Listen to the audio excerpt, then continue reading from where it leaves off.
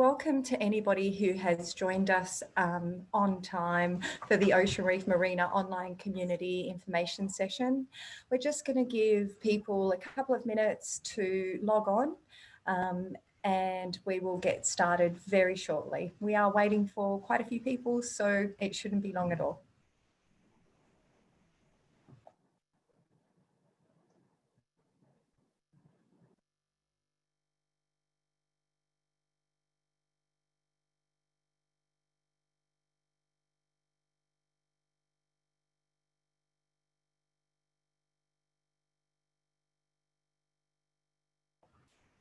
I can see that the numbers are going up, so we do have quite a few people that are joining us this evening. We have already got about 40 people logged on, so that's fantastic, but we'll give people another minute just to make sure that we've got as many people on board before we get started. Won't be long.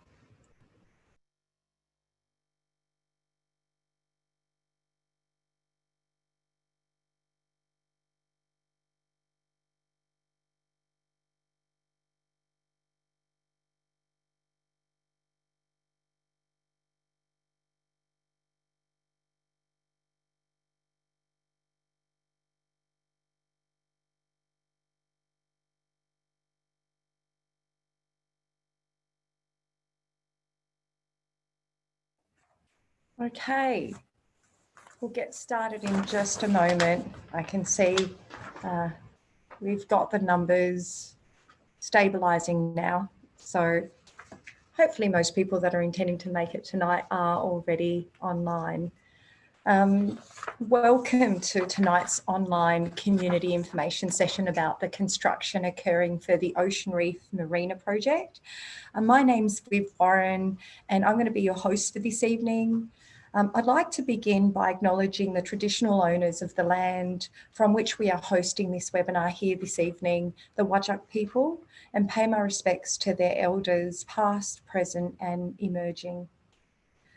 So the purpose of tonight's information session is to provide you guys with an update on the construction activities occurring for early works.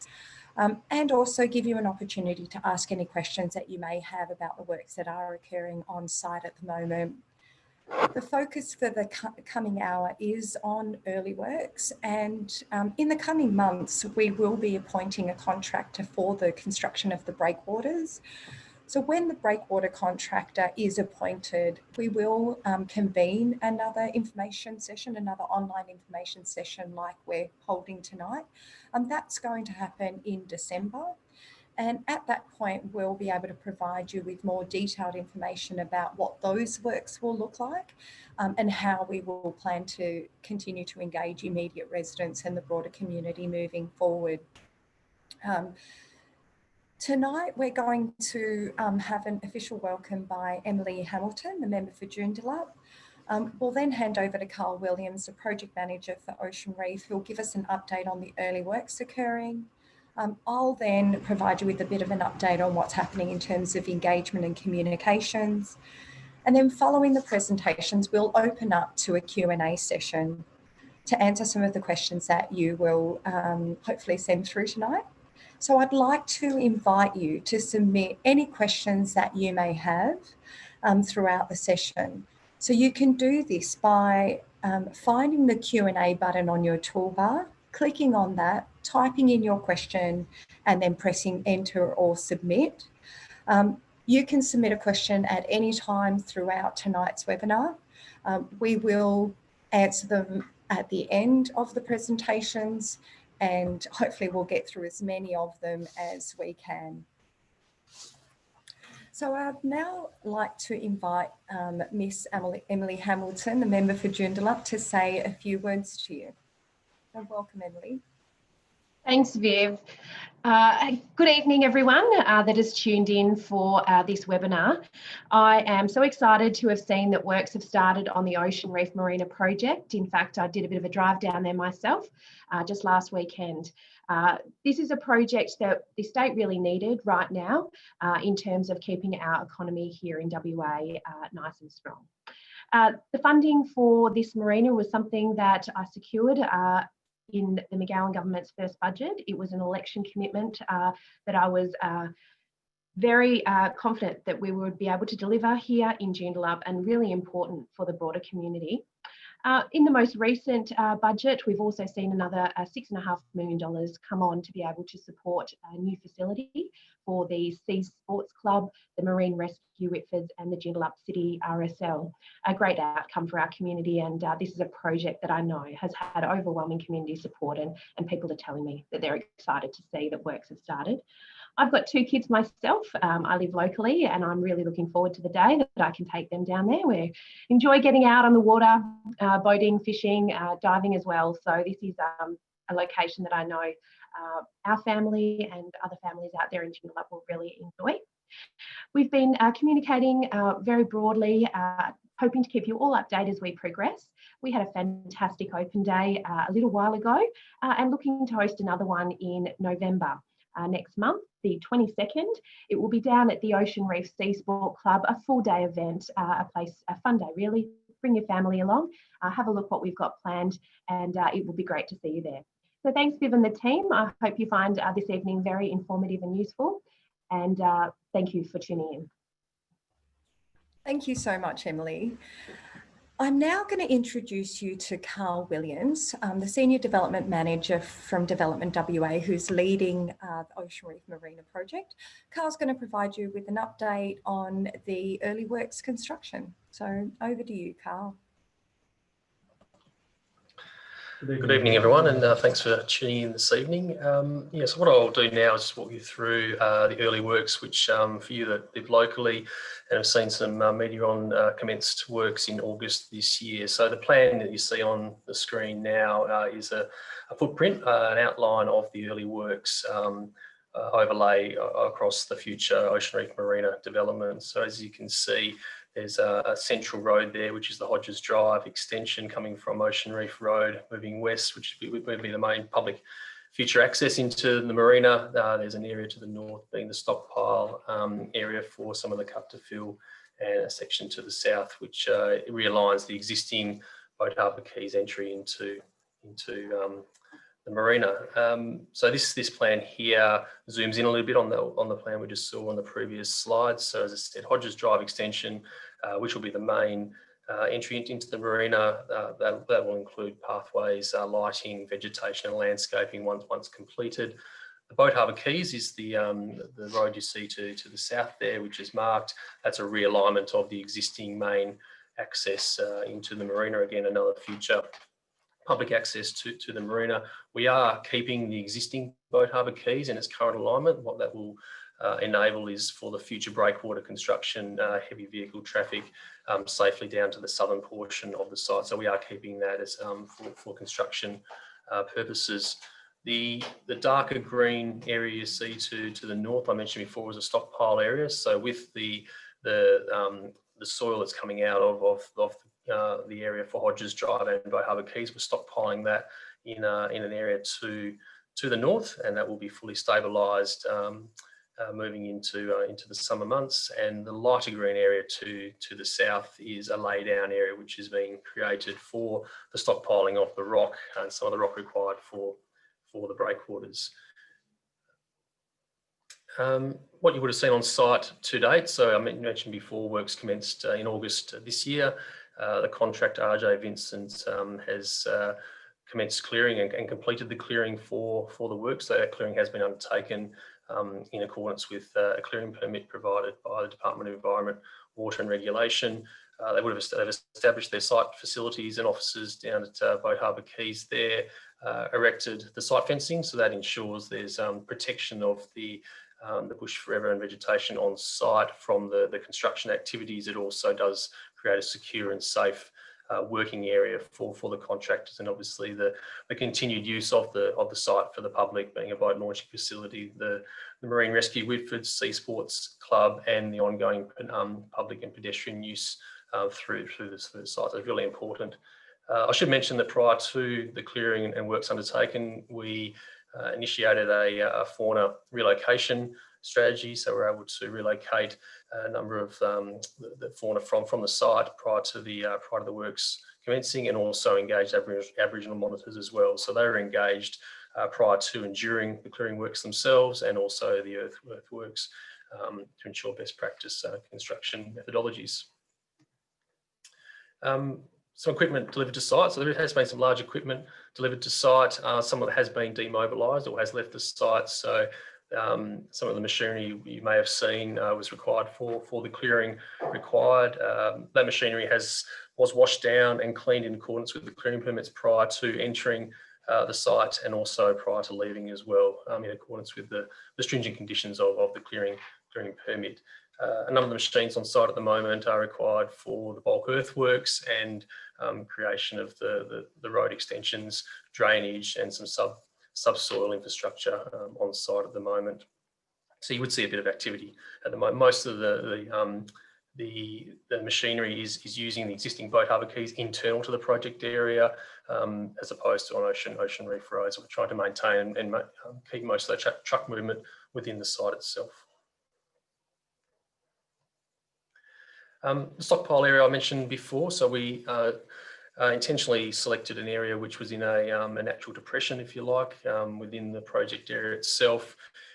There's mulched material which has been stockpiled, as well as some topsoil itself and some surplus sand and rock. So what we've done is we've split all that up and stockpiled that within that stockpile area for future use in stages moving forward. So really trying to look to recycle all of that and reuse on site. As I mentioned before, that will be stabilised or hydromulched at the completion of the early works to ensure the minimisation of any dust and the like.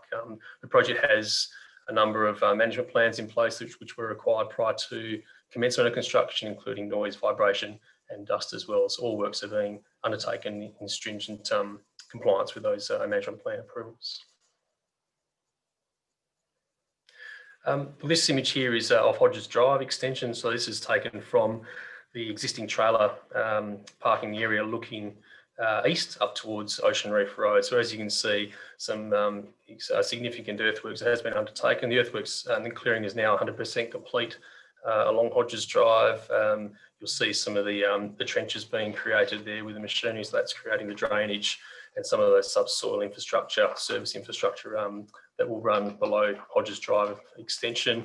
That'll ultimately be paved, as I mentioned before, paths and landscaping to create that main entry, public entry into the marina, which will have quite amazing and sweeping views actually from Ocean Reef Road down towards the coast.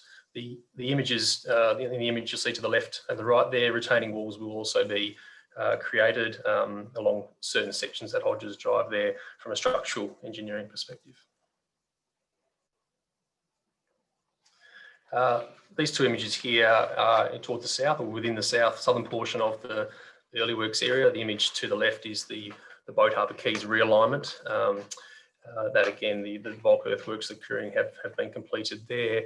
The image to the right is a portion of the south, so that's some of the stockpile area required for the stockpiling of rock, limestone, etc., for the future breakwater construction, which we expect to commence later this year. The clearing is complete. There's some bulk earthwork still required in regards to that stockpile area. So upcoming works, still a bit of work to do through to Christmas and the early part of 2021 for the early works component of the project. The contractor at the moment is currently securing the green stock or the plants required for the landscaping. That's ongoing at the moment. They'll start to be planted, if you like, on site from pretty much now through the summer months through to the early part of next year. Roadworks and construction, the surfacing and curbing, etc., of Hodges Drive and Boat Harbour Quays that will occur next month and through to December. Street lighting as well, that's really important. So street lighting and smart lights are being installed along the newly created roads to ensure that's appropriately lit for those new road entries into the marina. The footpaths and landscaping will go in again December through to February. And really importantly as well is the shared path. So the existing shared path which traverses through the site at the moment, that will be temporarily relocated at the end of this work and certainly prior to the breakwater construction to ensure the safe and continued efficient movement of the public along that shared path in and around the breakwater construction work. So next steps and what's coming up. So at the completion of the early works, we have tendered for the breakwater construction. So that's the main infrastructure component of the marina. So the breakwaters you can see in the image, they're overlaid onto the concept. We're currently working through final negotiations on that contract and expect to be in a position to announce that contractor shortly. And they also will be working through their pre-construction management plans. So I mentioned before, similarly with the early works contractor, there's a number of pre-construction management plans required. There's noise, dust, vibration. There's also a traffic management plan required, as well as the stringent environmental conditions that are associated with the marine side component of this project. So that's through the public environmental review. So a bit of work to do there with the contractor prior to commencement of the marine side component of the works. So timetable moving forward. So really busy year this year, working through detailed design. I think a fantastic milestone in terms of this long-awaited project, actually commencing the construction of the breakwater in August this year with the early works and the tendering of the main component of the breakwaters. The breakwaters themselves will be a 12 to 18 month construction program. So again, a significant piece of infrastructure required for the marina, but that will then provide the opportunity and the ability in 2022 to move into the land side component of the marina with the mixed use, retail, food and beverage, restaurants, as well as residential. And importantly, there's the Marine Enterprise Precinct to the south. So that's the realigned and newly created boat launching facilities. There's a new trailer parking area, and also sites for a site for the Ocean Reef Sea Sports Club, Joondalup RSL and Marine Rescue Whitfords as well. And they'll be in a position to be relocated into a new facility built in 2023. With that, there'll be future stages of landside construction and then built form development over a period of time following that.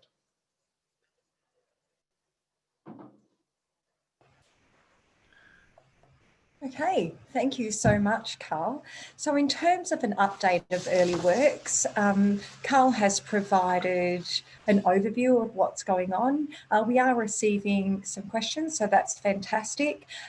Please do send through any questions that you have about early works through that Q&A button that you can locate on the toolbar. Enter your question in and then press send or submit.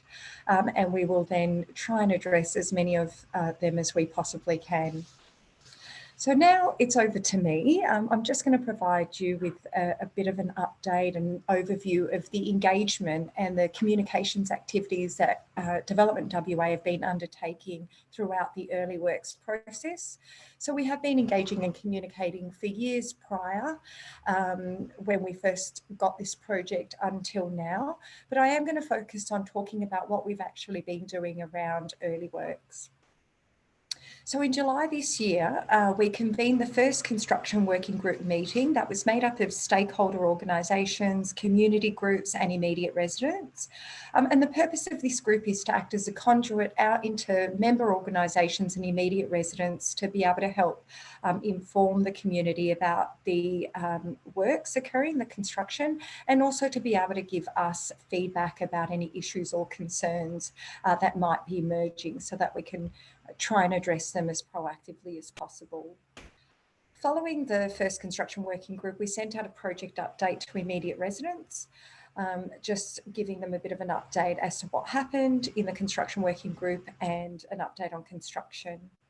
We also appointed a construction liaison manager whose role is to be embedded into the contractors, the early work contractors, and their role is really to work closely with DevelopmentWA to make sure that they manage any issues or concerns associated with works, and to do this as proactively and as quickly as possible. In August, we had some traditional owners conduct a smoking ceremony on site prior to works commencing. We had to postpone our open day given the terrible weather that was forecast and some of the restrictions in place. However, I'm really pleased to say that this will be occurring in November. So I'll mention that in just a moment.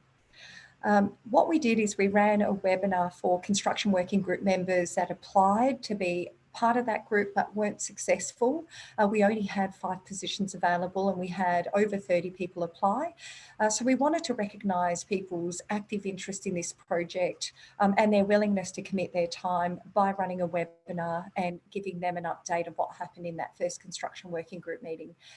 We've since now run these online information sessions. So we're hoping that everyone that attended that construction working group online meeting is now part of this information session and will be part of the upcoming ones that we'll be holding. We created some fact sheets to address some of the key questions that were emerging, things around residential, housing, environment, and the engagement that had been undertaken to help shape some of the decisions around the concept plan. So those can be accessed via our website. I'll provide those details on the next slide. So if you want to have a look at those fact sheets, please go to our project webpage and you can see, I guess, an outline of some of those key topics. So in September, we ran a second construction working group meeting.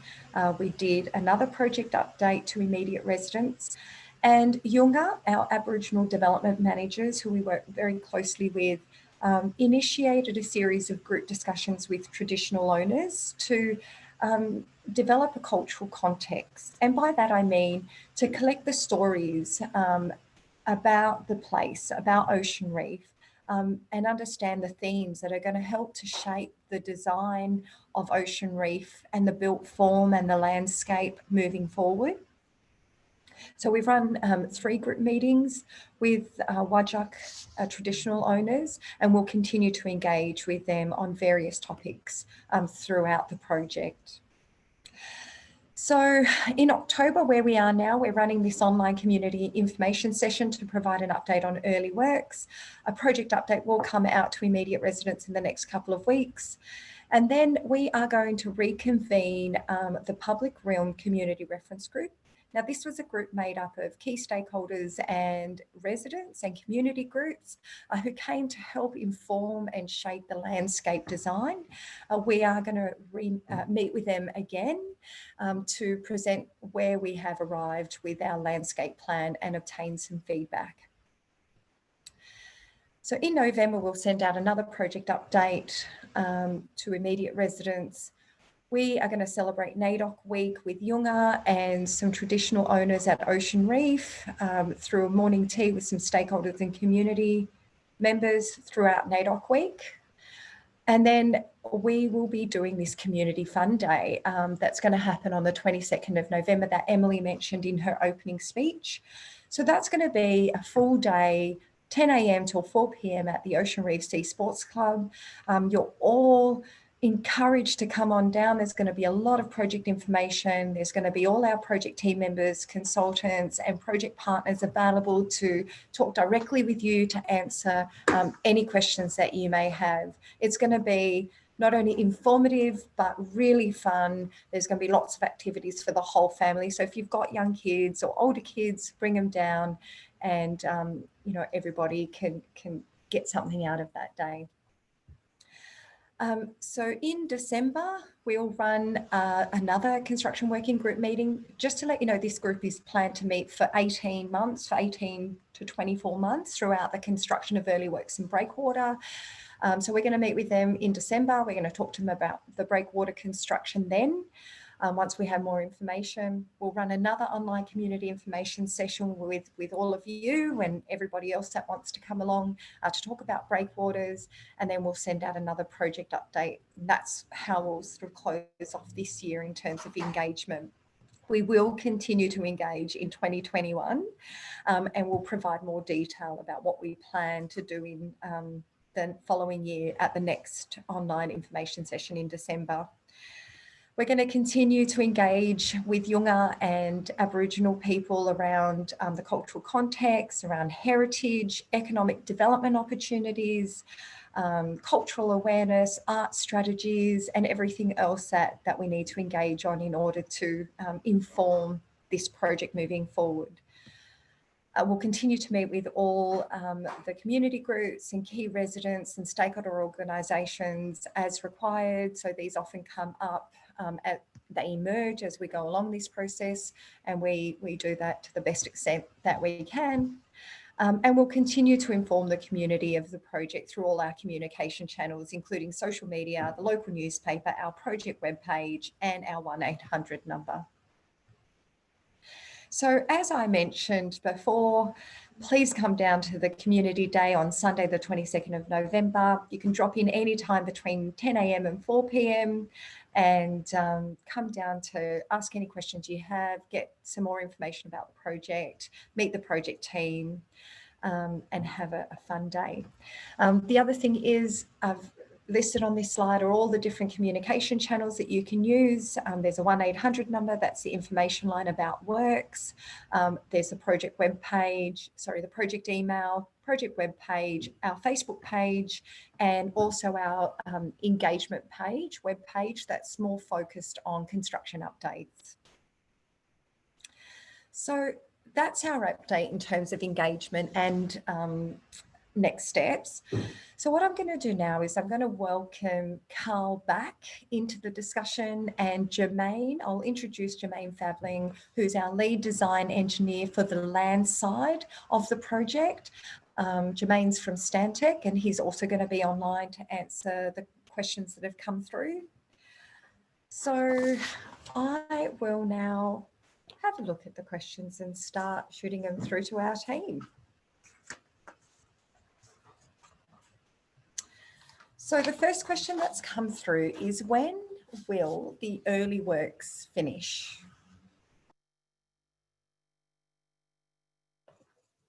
I can answer that, Viv. So yes, early works will commence in August this year, and the current program is to have the final practical completion in February next year. So that'll be once the road, Hodges Drive extension, and also Boat Harbour Quays is fully sealed, and also importantly the landscaping fully installed. So that'll need to go through inspections with the various authorities, including City of Joondalup. But the current program has the completion of that in February 2021.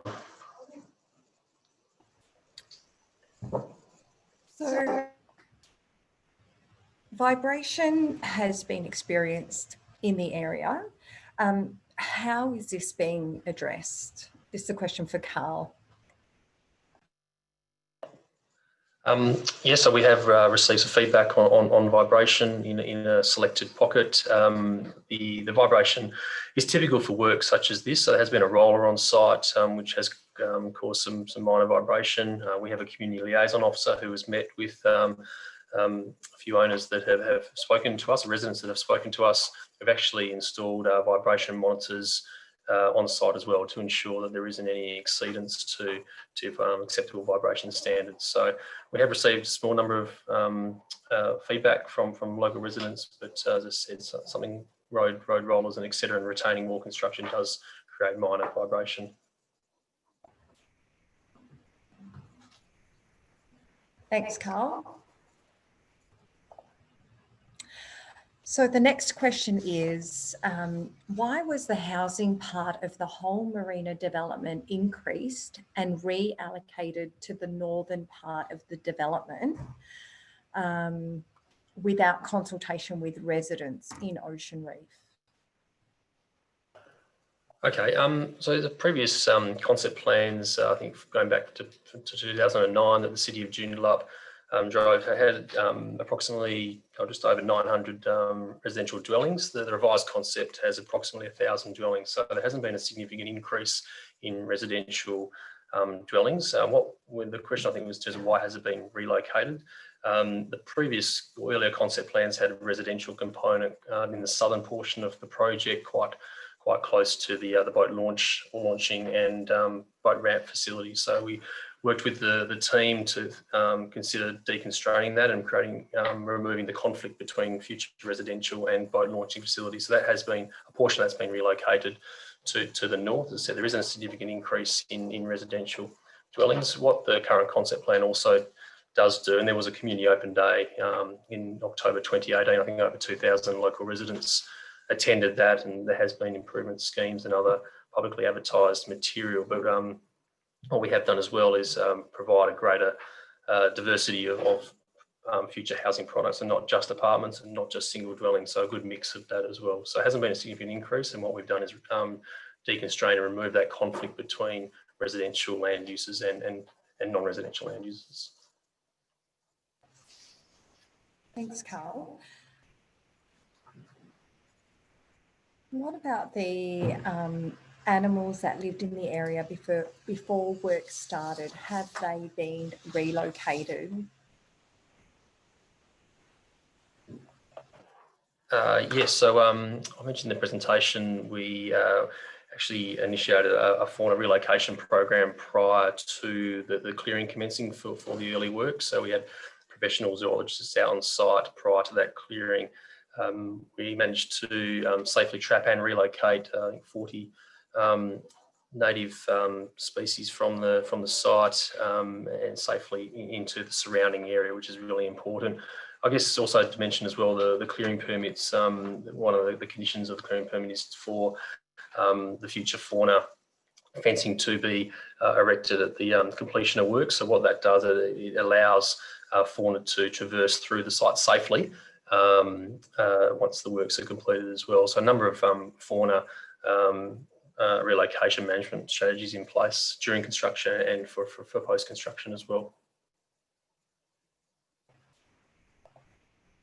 Thanks, Carl.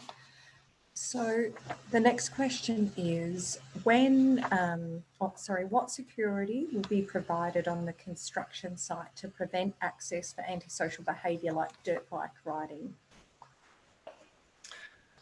Yeah, sure. So in terms of the contractors, so the current contractor on site and also future contractors as well, they'll be required to safely secure the site boundaries themselves with fencing to not only create a safe working environment, also to preclude unlawful access to the site itself. I mentioned before with the newly created road, so at the moment there's an existing Ocean Keys Boulevard access to the site. With the new Hodges Drive extension as well as the new Ocean Keys Boulevard, there'll be lighting installed as part of that site, part of the work. So really start to create a bit more visibility and passive surveillance opportunities of the site. So it's not as hidden and secluded, if you like.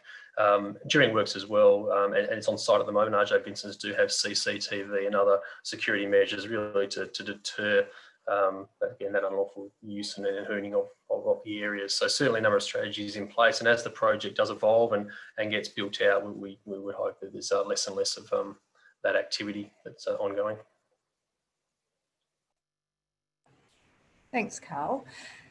So what is being done to manage traffic on Resolute Way during construction? Yeah, so all works, being the early works that are on site as well as the upcoming works being breakwaters and future landslides. So traffic management plans will need to be prepared and approved by the local authority. So that's not just what is construction traffic itself. So certainly that'll look to manage and the construction traffic movements to and from the marina site itself. In terms of future traffic generated and created from the marina itself, a number of traffic management plans and management measures are in place. They were incorporated through the improvement scheme process, which was publicly advertised in terms of the forecast demands and the like. So a number of management plans and strategies are in place. That's not to say that future strategies through working with a local authority can't be put into place. There's certainly a number of strategies to ensure that traffic management, not just on along Resolute, but the local roads, is managed appropriately during construction and as the project builds out over a number of years. Okay, so lots of questions for you, Carl, and I have seen one come in for you, Jermaine, so not too long, but for you, Carl, the next one is, has a land developer been appointed yet for the houses? Will it be one developer? No, not yet. So DevelopmentWA is part of government. What we will need to do is offer the land, and I should say there's a diversity of future products. So there's mixed use sites, so that'll be the sites that will that'll accommodate the future restaurants and retail, job creating opportunities, as well as some residential above. So mixed use sites, and then there's also, I mentioned before, that diversity of products, so the single residential dwellings, but no developer has been selected to date. We will have to offer those sites competitively to the market, but that is in the coming years. So certainly no developer has been selected, and at this stage there's no intention for a single developer to be selected either. There will certainly be a variety of developers, and against those small lots we imagine will be offered to the public, if you like, for future purchase. Thanks, Carl. So, Jermaine, this question is for you. What will the elevation drop from the roundabout at Resolute Way to the end of the new road extension be?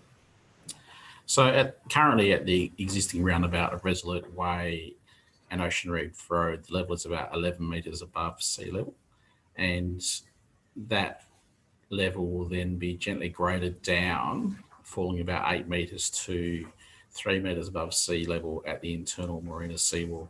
So it's quite a gentle grade over that distance. You'll currently notice there's quite a high dune along that route. Obviously that will come out and the levels will gently grade down. Thank you, Jermaine. Back to you, Carl, with a few more questions.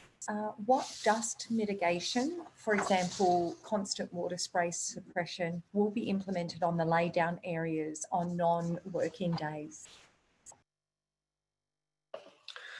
Yeah, so with the current works going on at the moment, there is a dust management plan in place. So that outlines the management requirements for dust, amongst other construction-related activities. For the laydown areas, I'm assuming it's referring to possibly to the future laydown areas for breakwaters. Again, a dust management plan will need to be put in place. The water carts on site during construction. The contractors we engage are sophisticated contractors, particularly when it comes to breakwaters.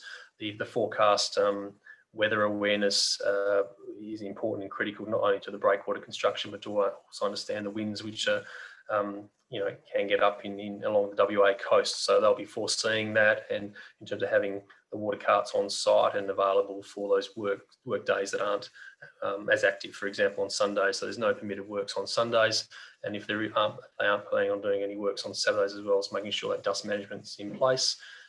Once the works are at a stage where they're almost at completion, there's the stabilisation that will need to occur. So that's through hydromulch and other types of stabilisation measures to ensure that those areas are stabilised for dust as best as possible. So a number of, again, management strategies, industry strategies in place for dust suppression. Thank you, Carl. With the commercial developments planned on the foreshore, are these public or privately owned? And there's a second part to this question. For public owned facilities, will these be released for tender? Yeah, so again, in terms of the future land delivery, we will need to release those competitively to the market. That's again, we're part of government delivering this project on behalf of state government, and there's various procurement processes in place, so it's competitive and fair and equitable to all. So we imagine those to be offered, and particularly with the commercial mixed-use commercial properties, if that was the question, we imagine they will be taken up by the private developers, if you like, and then offered to the market for future retailers, business owners, as well as people wanting to live in more apartment type product as well. So that's the current strategy at this point in time. Thanks, Carl. So will the existing ANZAC RSL Ocean Reef Sea Sports Club Memorial be relocated? In short answer, yes. So we've worked quite closely with the Joondalup City RSL right from the start of the project. So that was for them one of the top priorities, obviously being such an important feature on site, and it's such a popular, certainly for Anzac Day as well, such a popularly attended memorial. So you were looking to relocate that. On the concept plan, there's actually a number that's been dedicated to that into the future central public open space and family beach area. So that's where we're looking to relocate that, which is also in close proximity to the Sea Sports Club, Marine Rescue Whitford's and RSL. Future relocation and future facility in the southern portion of the precinct. So yes, is the answer to that question. Thanks, Carl. We've got a few more questions coming through, so I'll continue to ask them. So how will the coastal pathway be maintained during construction? Yep. So as part of the forward works, there is a relocation or temporary relocation of part of the coastal path. So as I mentioned before, it currently traverses the site. When breakwater construction does commence, there will be heavy haulage vehicles accessing that southern haulage route I mentioned before, as well as a haulage route to the north, to build both the northern and southern breakwaters. So the clear strategy there is to maintain access along the coast, but there certainly will need to be a temporary rediversion of that pathway to ensure the continued safe movement of pedestrians, cyclists, walkers around the breakwater construction work. I should mention that we will finally ultimately go back to a brand new shared path back towards the coast within the revised concept. So once the main works have been completed, there's an eastern road that runs north to south through the future marina, and the new path, cycleway, etc., will be constructed along that coastline. So back along the coastline, which is really important because we know it's such a popular shared use path.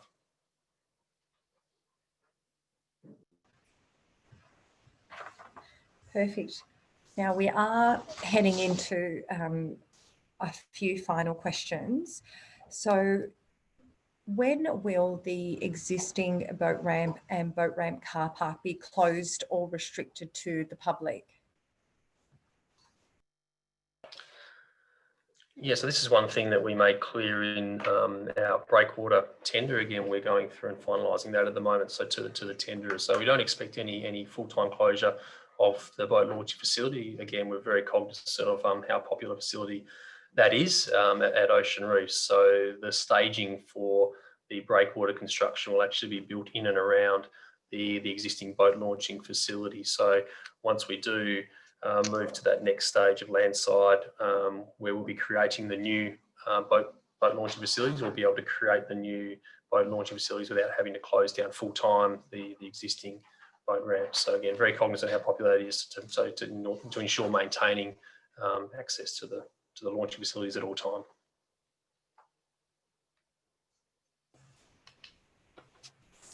Thank you so much, Carl. Just managing a couple of the final questions. We have received an observation. So somebody wrote in and said it would be great if existing First Nation people could share some of their local knowledge about place names, flora, fauna, and geographic features. So thank you so much for making that observation. We are really excited to say that we will have Yunga coming along to that community day that I'm encouraging everyone to attend on the 22nd of November. At that open day, they're going to talk about the engagement that they've undertaken with traditional owners and with Aboriginal people, and talk about the cultural context that's emerged, including the key themes and stories that they've heard along the way. So please come on down. It will be a wonderful opportunity for you to meet our Aboriginal development managers and hear from Yunga what they've heard from all the traditional owners. So yeah, I can't encourage you enough, but absolutely wonderful observation. And we agree, we would really love to share this information with the community. So I think we're almost at the end. I'm not sure, we've got a lot more questions coming through. So I just wanted to mention that there are, I think, a few questions that might have come through that are related to the broader project and to the next stages of the project, the breakwater construction. We're going to hold another online information session in December. So once the breakwater contractor has been awarded, we're going to be in a much better position to answer the questions about breakwater construction, what this will look like and what this might mean to immediate residents. I also encourage you, if I haven't communicated it enough, to attend the upcoming Community Day on the 22nd of November, where you're going to be able to speak directly with our project partners and our project team about any of those broader questions that you might have. Thank you so much to all of you for attending tonight. We really appreciate you taking the time to hop online and engage in our forum. Thank you all to everyone that attended and to the speakers. We hope to see you at the upcoming Community Day. I just wanted to say all the best to you and good night.